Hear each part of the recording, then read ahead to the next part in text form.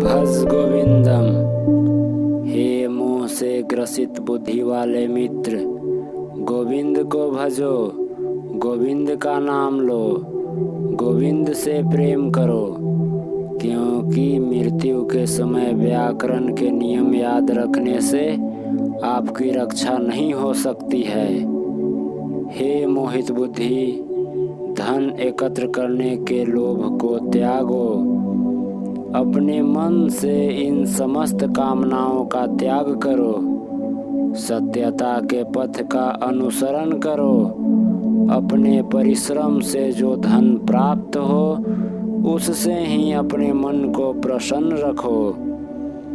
स्त्री शरीर पर मोहित होकर आसक्त मत हो, अपने मन में निरंतर स्मरण करो कि ये मांस वसा आदि के विकार के अतिरिक्त कुछ और नहीं है। जीवन कमल पत्र पर पड़ी हुई पानी की बूंदों के समान अनिश्चित एवं अल्प है। यह समझ लो कि समस्त विश्व रोग, अहंकार और दुख में डूबा हुआ है। जब तक व्यक्ति धनोपार्जन में समर्थ है, तब तक परिवार में सभी उसके प्रति स्नेह प्रदर्शित करते हैं, परंतु अशक्त हो जाने पर उसे सामान्य बातचीत में भी नहीं पूछा जाता है। जब तक शरीर में प्राण रहते हैं, तब तक ही लोग कुशल पूछते हैं। शरीर से प्राण वायु के निकलते ही पत्नी भी उस शरीर से डरती है। बचपन में खेल में रुचि होती है, युवावस्था में युवा स्त्री के प्रति आकर्षण होता है, वृद्धावस्था में चिंताओं से घिरे रहते हैं, पर प्रभु से कोई प्रेम नहीं करता है।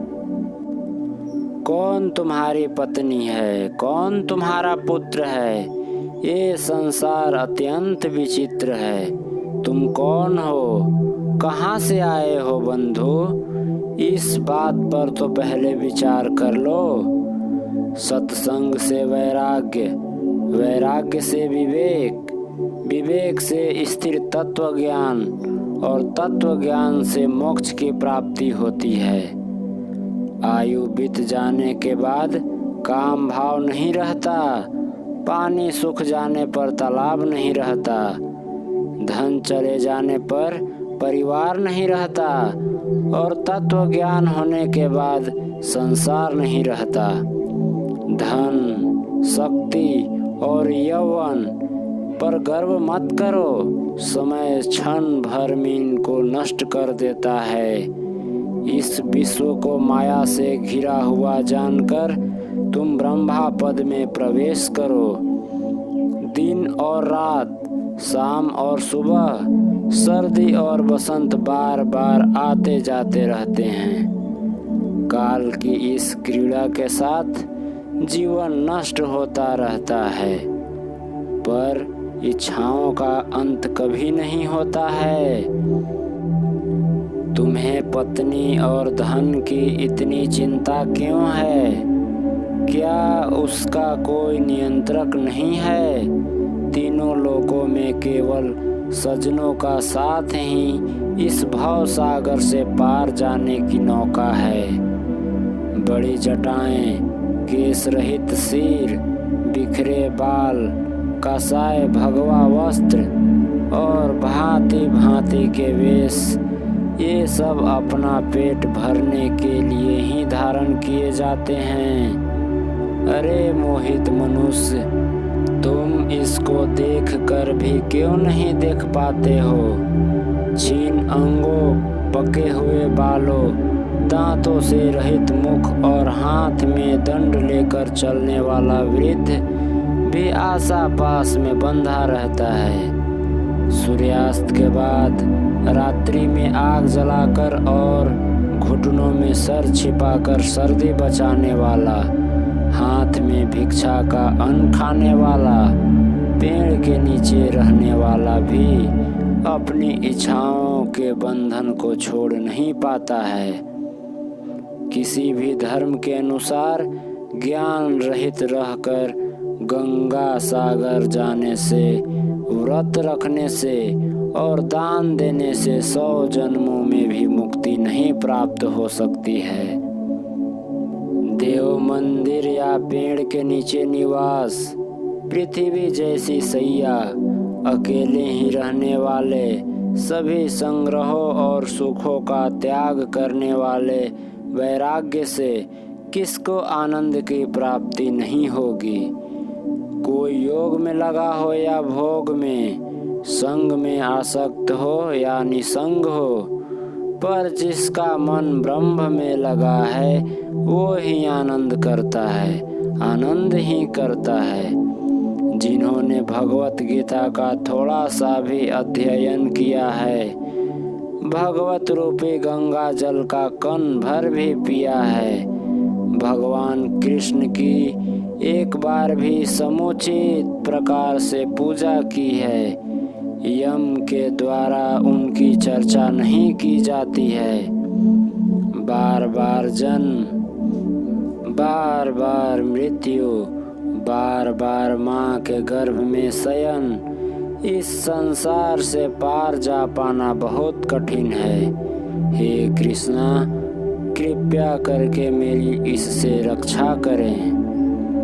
रथ के नीचे आने से फटे हुए कपड़े पहनने वाले, पुण्य और पाप से रहित पथ पर चलने वाले, योग में अपने चित्त को लगाने वाले योगी बालक के समान आनंद में रहते हैं। तुम कौन हो? मैं कौन हूँ? कहाँ से आया हूँ? मेरी माँ कौन है? मेरा पिता कौन है? सब प्रकार से इस विश्व को आसार समझकर इसको एक स्वप्न के समान त्याग दो। तुम में, मुझ में और अन्यत्र भी सर्वव्यापक विष्णु ही हैं। तुम व्यर्थ ही क्रोध करते हो। यदि तुम शाश्वत विष्णु पद को प्राप्त करना चाहते हो तो सर्वत्र समान चित्त वाले हो जाओ। शत्रु, मित्र, पुत्र, बंधु बांधवों से प्रेम और द्वेष मत करो। सब में अपने आप को ही देखो। इस प्रकार सर्वत्र ही भेद रूपी अज्ञान को त्याग दो। काम, क्रोध, लोभ, मोह को छोड़कर स्वयं में स्थित होकर विचार करो कि मैं कौन हूँ। जो आत्मज्ञान से रहित मोहित व्यक्ति हैं वो बार बार छिपे हुए इस संसार रूपी नरक में पड़ते रहते हैं।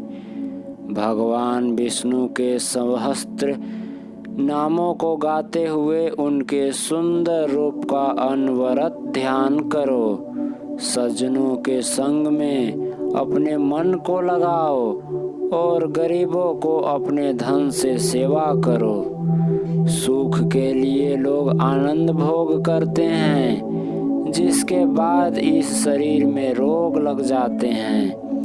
यद्यपि इस पृथ्वी पर सबका मरण सुनिश्चित है,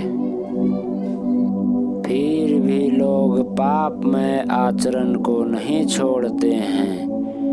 धन अकल्याणकारी है और इससे जरा सा भी सुख नहीं मिल सकता। ऐसा विचार प्रतिदिन करना चाहिए। धनवान व्यक्ति तो अपने पुत्रों से भी डरते हैं, ऐसा सबको पता ही है।